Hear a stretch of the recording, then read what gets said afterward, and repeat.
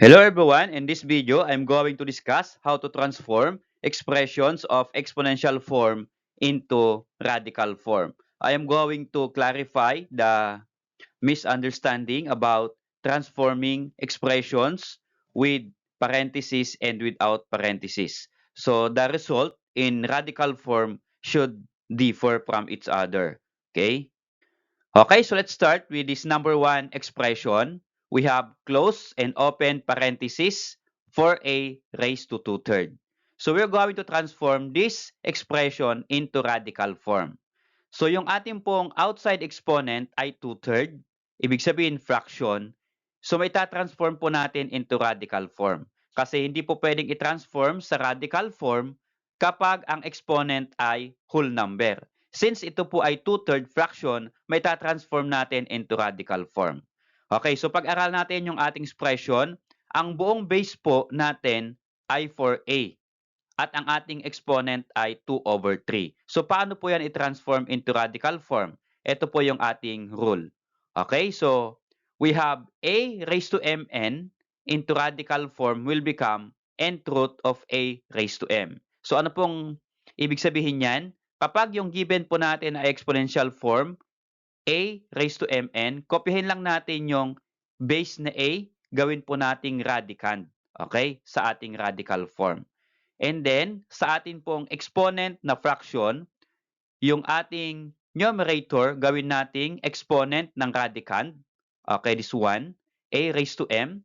Okay, magiging exponent ng radicand natin. At itong denominator, n, gawin nating index. Okay, sa ating radical form.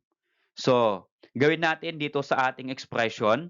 Okay, first, draw tayo ng radical symbol. So, hindi pa natin alam kung ano yung index niya. Yung magiging index niya ay yung numerator. Okay? Yung denominator rather. Ang denominator natin ay 3. So, ang magiging index dito ay 3. Okay? So, this will become cube root. So, ano yung magiging radicand natin sa loob ng ating radical symbol? Ito pong base natin, yung buong base natin. Since may close and open parenthesis yan. Kaya ang buong base natin ay 4a. Lagay natin yan as radicand 4a. At yung magiging exponent ng 4a ay ito pong numerator. Okay, 2. So, this become 4a raised to the second power. So, yan po, magiging cube root of 4 or close and open parenthesis 4a squared. Okay, so hindi po ito ang simplified form in radical form kasi may close and open parenthesis. So, ang gawin po natin dyan ay remove natin yung close and open parenthesis. So, paano po? So, this will become cube root of, so, to remove this close and open parenthesis, distribute natin yung outside exponent sa 4 at sa a. Okay, so, para sa 4, okay, ang law of exponent dyan ay just multiply the exponent inside to the exponent outside the parenthesis. So, ang exponent ng 4 sa loob ay 1. Kapareho po nila ng a kasi wala pong nakalagay. Okay? So, 4 raised to a, 4 raised to 1, ang exponent niya ay 1, multiply it by 2 outside. So, 1 times 2 is equal to 2. So, magiging exponent ng 4 is 2. And then sa a naman, 1 times 2, that is equal to 2. So, magiging a squared. Okay, so we have cube root of 4 squared, a squared. Since meron po tayong number na raised to a number or exponent greater than 1, so kailangan nating i-simplify. So what is 4 squared? 4 squared is equal to 16. And then just copy a squared. So we have now cube root of 16a squared. At ito po ay simplified form na in a form of radical form. So ito po yung kanyang radical form of this exponential form for a raised to the two-third power. Okay, so how about this expression number 2? We have 4a raised to two-third power. Okay, so ta-transform natin into radical form. Pero bago natin i-transform yan, pag-aralan natin ano nga ba yung ating expression. So yung ating expression ay walang close and open parenthesis. So mean to say, mayroon silang kanya-kanyang exponent. So ang exponent ng 4 ay 1 at ang exponent ng a ay two-third. So yung 4 raised to 1 ay hindi po pwedeng i-transform into radical form since ang kanyang exponent ay whole number. Ang A, ang exponent po niya ay 2/3, fraction yung kanyang exponent, so ito po yung pwedeng i-transform into radical form. Okay, so unlike po sa number 1 example natin na mayroong close and open parenthesis, so as a whole po, ng exponent po ay fraction. So dito ay wala, so ibig sabihin, ang exponent po ng 4 ay 1, ang exponent ng A ay 2/3. Okay? So to transform, again, follow this rule of transforming exponential to radical. Okay? So this will become 4, no need to transform in radical form kasi whole number po ang kanyang exponent na 1. And then yung A naman, ta-transform natin.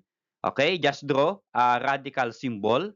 Ang index po niya ay yung denominator ng exponent na 3. So, magiging cube root of. Ang radical natin ay ito pong base natin A at yung kanyang exponent ay yung numerator na 2. So, magiging A squared.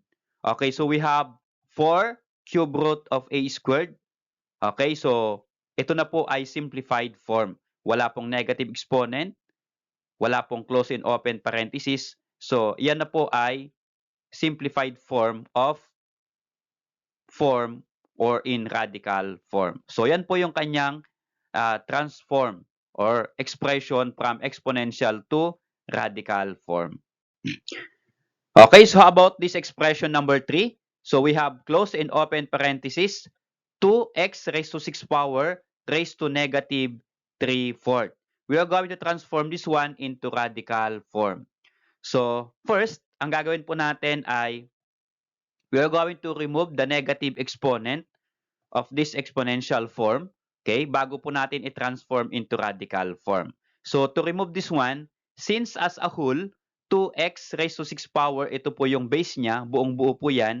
To remove this negative exponent, gawin po natin yan na denominator. Okay? So magiging close and open parenthesis, 2x raised to 6 raised to 3/4. Okay, ito pong buo na ito ay gawin po nating denominator para ma-remove natin yung negative ng exponent. Yeah, ano po? Okay, so negative 3/4 will become positive 3/4. So yung numerator, ang matitira po dyan, since wala pong number dyan, lagyan po natin ng 1. So magiging 1 over this expression.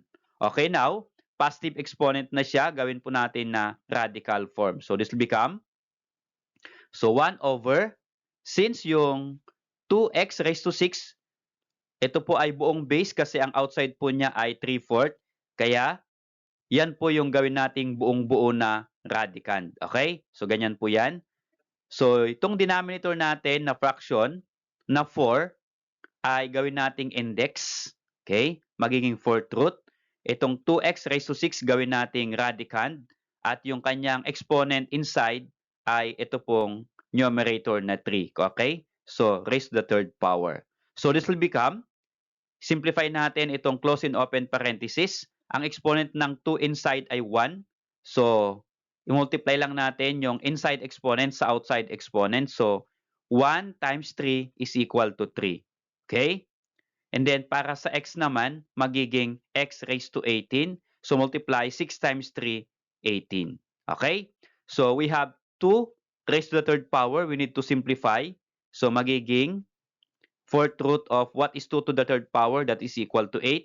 And then just copy x raised to the 18 power. Okay? So, ganyan lang po yung proseso kung paano po mag-transform from exponential form to radical form kapag meron po kayong negative exponent.